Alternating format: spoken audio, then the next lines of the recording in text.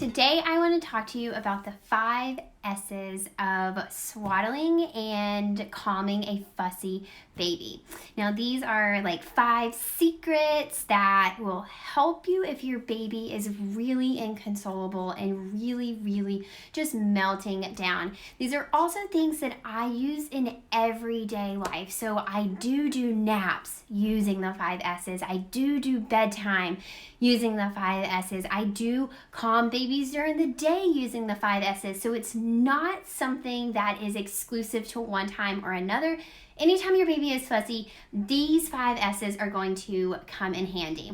So the first S is swaddle, and you can see I have this baby nice and swaddled, and it's right above their nipple line, so really far from their shoulder so that your baby is nice and safe. And it's also pretty snug, so I can get 2 fingers in here, but there's not a lot of room in here. There's not a lot of give. We want baby to be really snug and tight because it's great for their sensory systems. You have to think that your baby has a very sensitive sensory system, so they feel things on a much deeper level than an adult would who has been exposed to all of these things for many years. So we want a tight swaddle so that it emulates the womb and it makes them feel nice and safe and grounded. So you have your swaddle.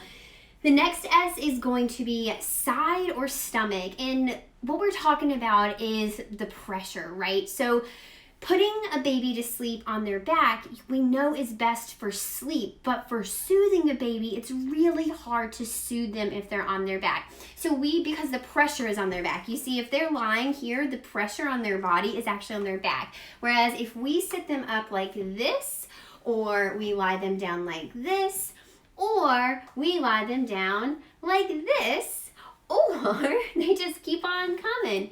We lie them down like this. We have so many positions that we can do for side or stomach. That's your second S. So I'm going to leave my baby like this. The next S is going to be shushing. Now, I don't know another way to describe this except to say that it's fairly aggressive shushing. So you are going to want to be above the volume of your baby crying, or at least trying to compete with that. So I will give you 2 different ways that I shush. One is to take a deep breath and hold a very long shush like this.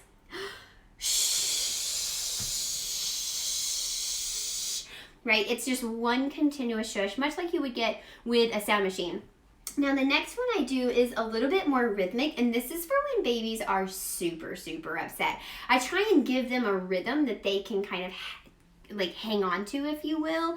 They can grasp onto, and maybe it will distract them from crying. And it sounds like this.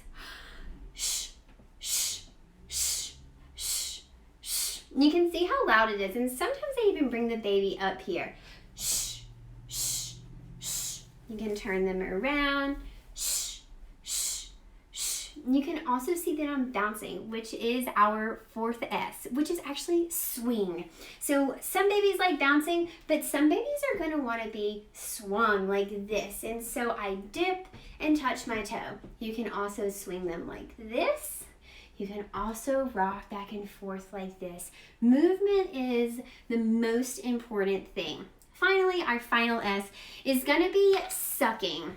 And this is where a pacifier comes in. And if you're not aware, pacifiers actually help protect against SIDS. So they're a really good thing to use during the night, in particular, and in their sleep during the daytime. But sucking. Now, your baby's only coping mechanism that they're born with is sucking. So we want to use that to our advantage, right? We want to really take advantage that they have something that they can use as a coping mechanism and support that. A pacifier is a perfect way to do that. So right now our baby is swaddled. He is sucking.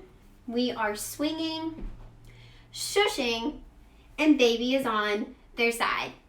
Now your baby should be asleep in just a few minutes doing this. I cannot wait to hear about how this worked for you. Drop any questions that you have below. Also, please share your success stories.